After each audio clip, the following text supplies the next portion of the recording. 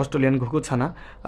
এই মা বাবাগুলো আলহামদুলিল্লাহ প্রতিনিয়তই আমার কাছে 2টি করে বাচ্চা উপহার দেয় আমাকে। গতবারও 2টি বাচ্চা উপহার দিয়েছে আলহামদুলিল্লাহ, এবারও 2টি বাচ্চা উপহার দিয়েছে। এটার কারণে গুটি, পক্স বা বসন্ত যেটাই বলেন এই সমস্যাটা একটু দেখা দিয়েছে।